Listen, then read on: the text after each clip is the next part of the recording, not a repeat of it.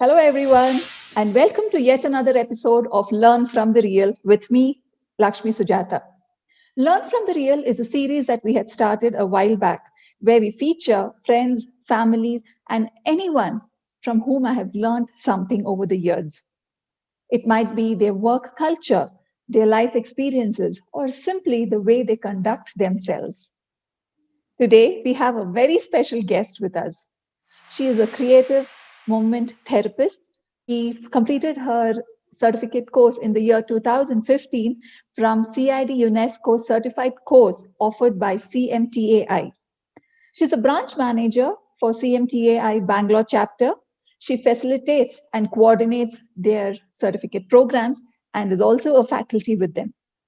She has a varied experience of working with different kinds of people like teachers, women groups, corporates, kids, special need kids, and more. Currently, she is pursuing her RDMT through American Dance Movement Therapy Association's Alternate Route Dance Movement Therapy certification program at the National Center for Dance Therapy in Montreal, Canada. So let's welcome Mrs. Preethi Rajagopal to our show, Learn from the Real. And let's learn from her. Welcome, Preethi. Thank you. Thank you, Lakshmi. Wonderful. How are you, dear? I'm doing good. Nice It's to been a connect with while. you. Yes, Exactly. it is. It's been a while since we've actually, met and spoken, though we've been having these little chit chats, right? Yes. Yeah. Preeti, I have known you for, I think, almost 20 years now. Yeah. I And would say more. yeah, I think, yeah, probably more than that. Yeah. And what has fascinated me, and one thing that comes to my mind every time I think of Preeti is your beautiful, charming smile. The way you dance and move around the stage is so elegant. And I understand after that you moved on, you were working with corporates. And also, I think you were an assistant, research assistant with Indian Institute of Science. And I think computational biology was your subject, right? If I'm not mistaken. Yeah. Yes. But now my question is, how did creative movement therapy happen? From biology to something like this. How did the whole thing happen? Yeah. So as you know, I was dancing for many years, and around 99, I think 2000. Of course, studies took over, degree, finishing masters and all that. So then the dancing became just hobby, something that happens when I find the time, and I completely went into like you said, I worked as a research assistant at ISC and then with corporates, and I was completely doing that for almost 10 to 12 years or so. And of course, then, my children were born. I had taken a break, and I went back to work as well as a consultant part time. But all this time, there was I kept feeling that there's something missing. There was this really big thing missing from my life. And around that same time, a friend actually offered and said, we're having something in our office, as part of our celebrations. Would it be possible to dance performance from you? She known me for some time. And I was like, yeah, why not? Let me, try, because I always enjoyed dancing. I said, okay, it'll be a good chance to maybe get back. And then I worked, around the choreography. I was practicing, and it just made me feel so good. It almost made me feel like I was alive again, kind of a feeling. And post that, I was also done. I choreographed a dance for a group of women. I think for some Onam celebration. Again, I started observing, with those women also, they really had so much fun coming and practicing, and they most of them were non-dancers who had not danced before, and I could see that how happy they were while dancing.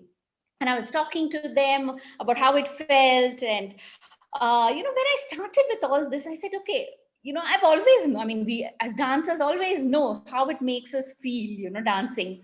And that's when I started reading about it. I said, okay, dance definitely makes me feel good. So let me understand more about this.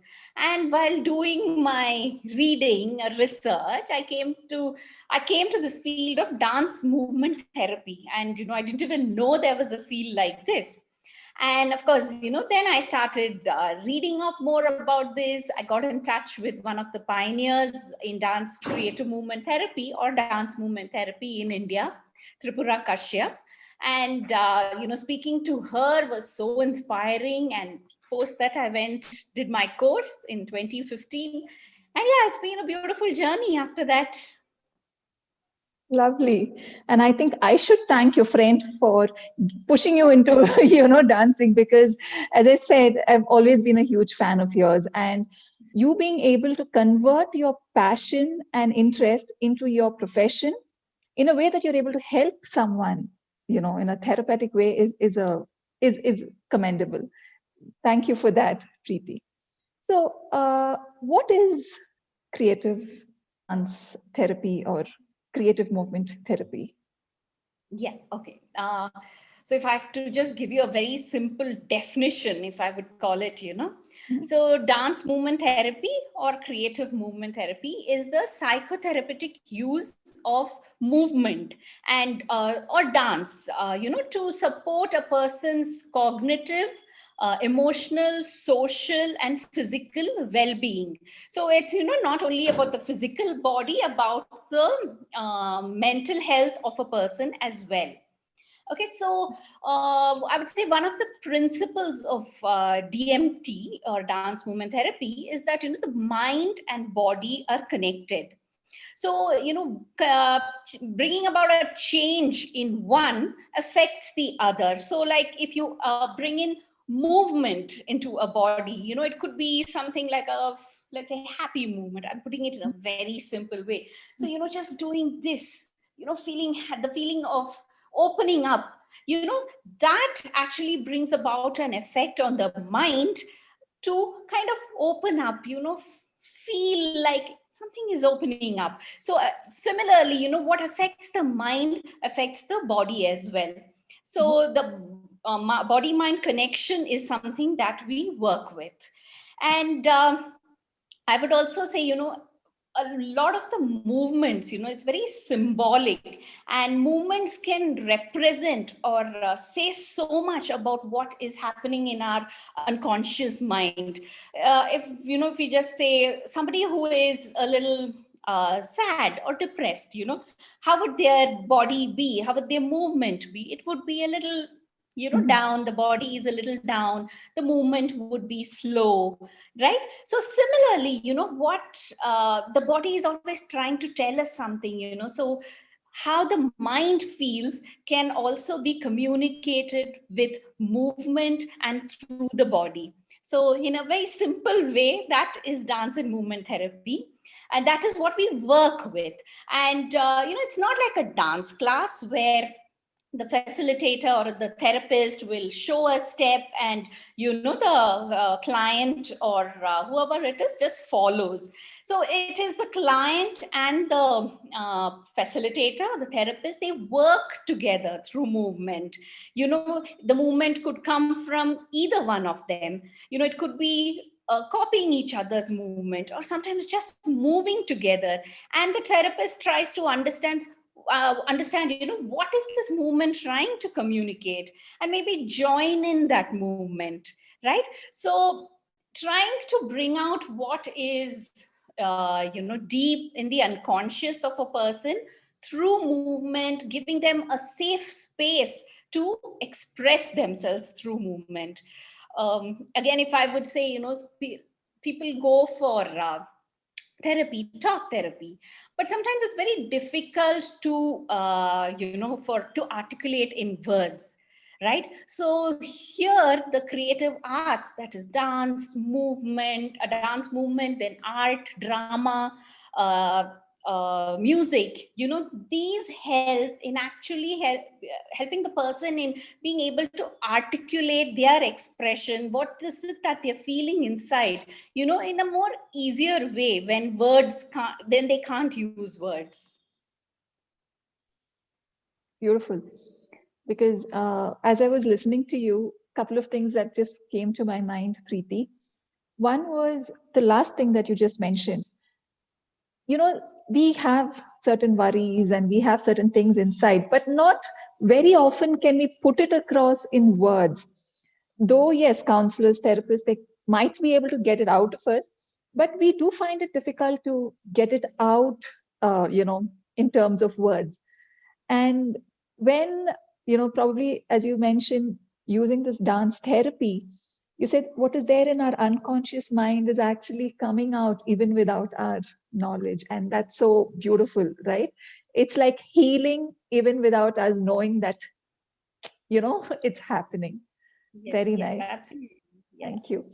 So, who can benefit out of this course? And before that, do we really need to know dancing to be, No, not at all. Not at all. So I work with people who have, never danced before in their life. And mostly, I mean, we have a lot of people coming in who, everybody can move as long as you can move.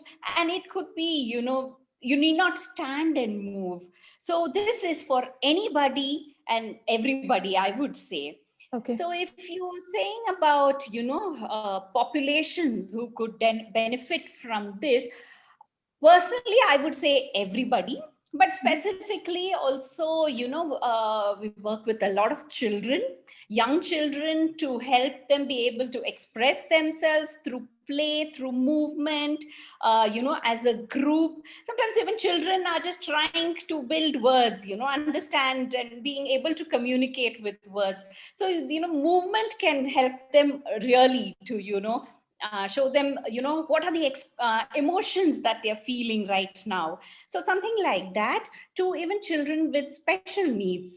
I work a lot with children with special needs, with physical disabilities, with children on the spectrum. We use it a lot to build social skills, getting to interact with each other, through movement. So children maybe work with each other, two children work together, or as a group, we all create something. Sometimes we play with props. So it could be dupattas, it could be a Okay. parachute, hula hoop, balls, balloons. So we use a lot of props to facilitate, social awareness of each other in children.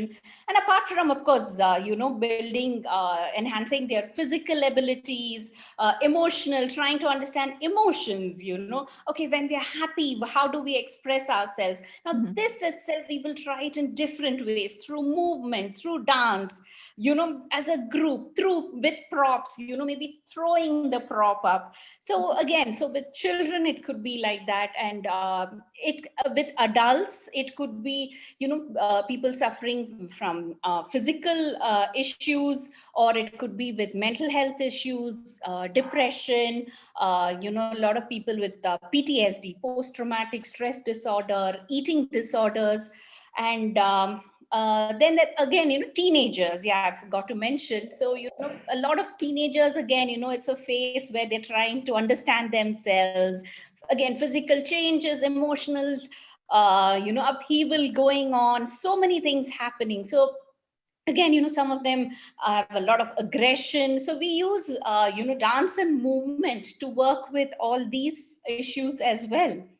And again, then there is the older, older adults, the geriatric population. Again, working with them, not only physically, again, to, connect with each other, in a social setting, and then trying to move, dance. And, we dance movement therapists also work with patients with dementia, right? So as you dance and move, there's a lot of things happening, and you start, sometimes it's nostalgia, even listening to a song or an old Hindi song, and moving with that, to that song, can bring about a lot of emotions, right? So And again, I work a lot with corporates as well, be it team building, confidence,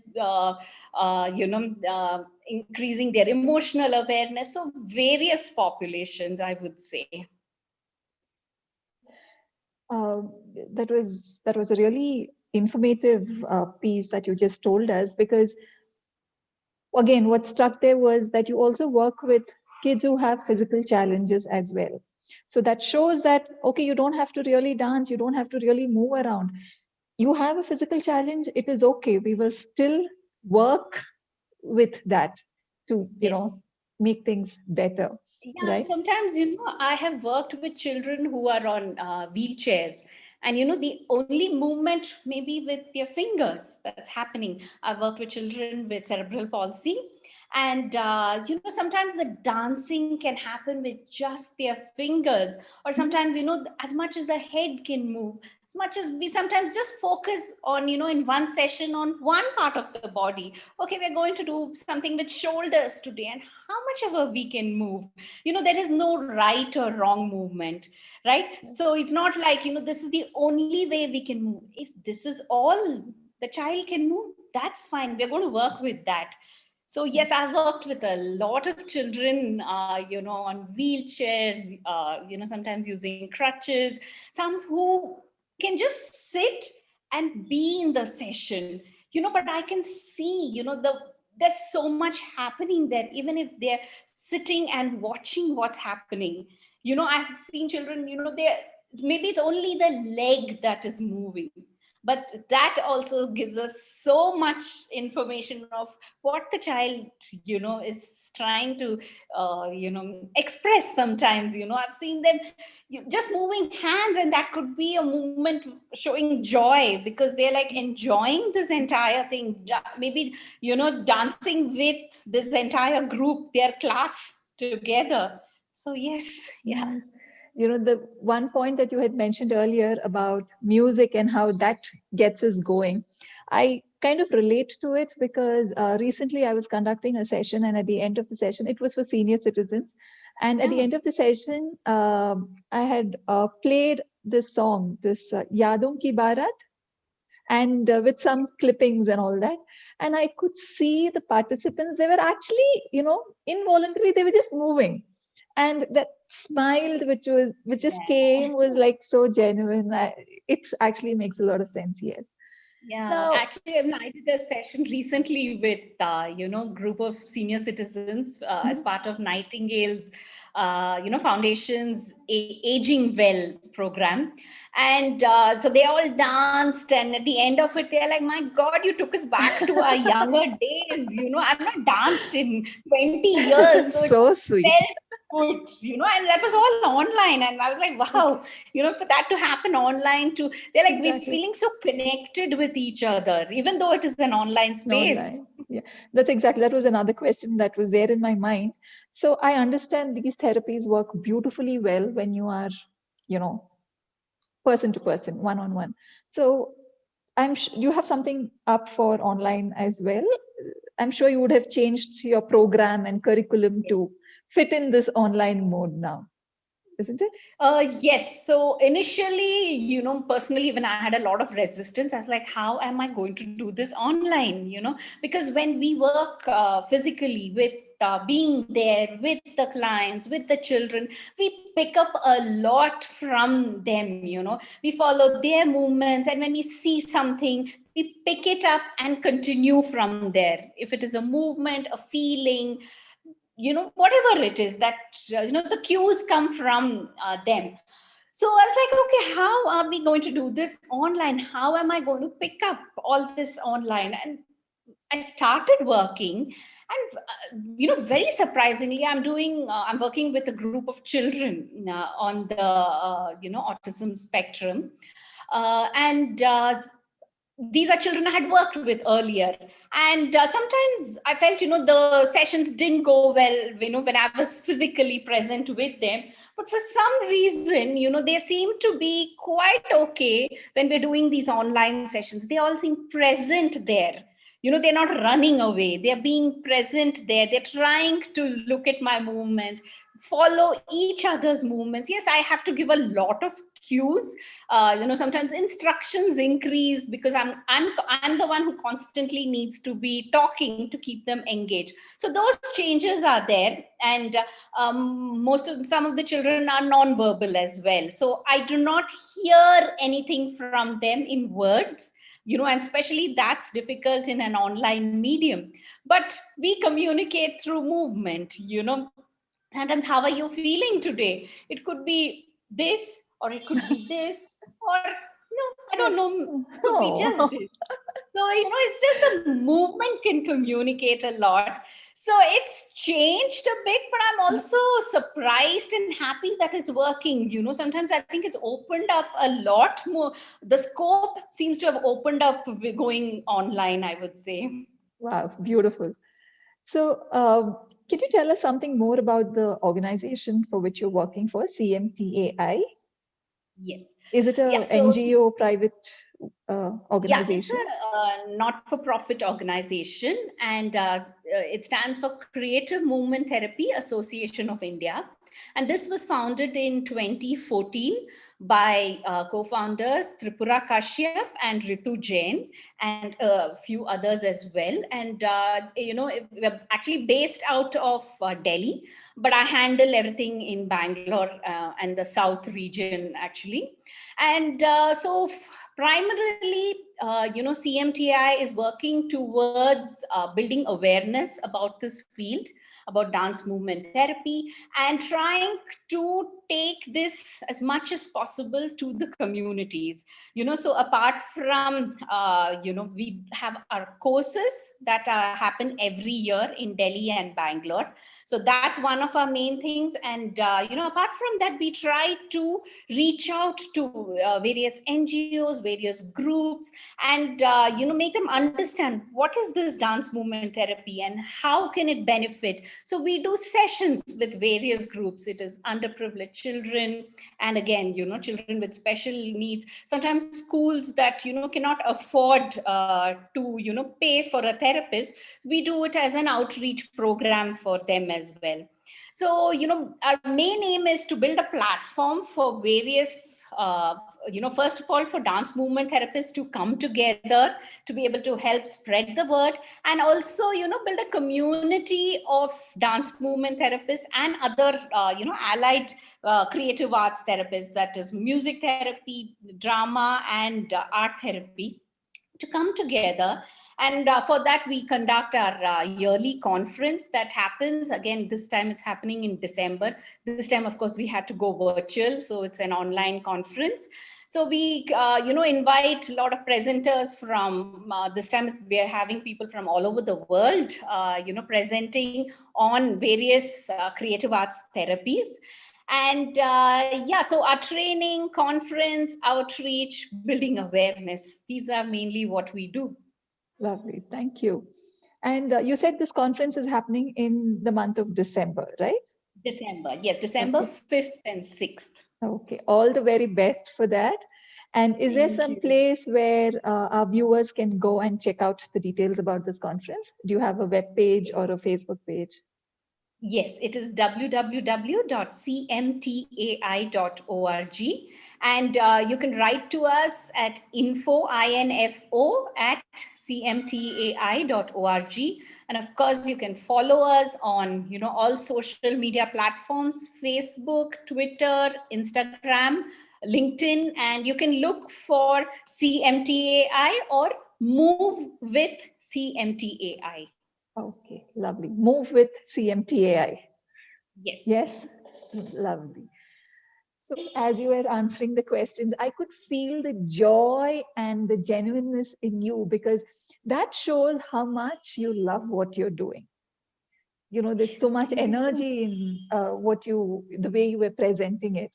Thank you so much, Preethi, for taking out some time and spending a little while with us. Thank you Thank so you so much. much. Thank you, Lakshmi. I really enjoyed being here. Thank you. Thank you so much.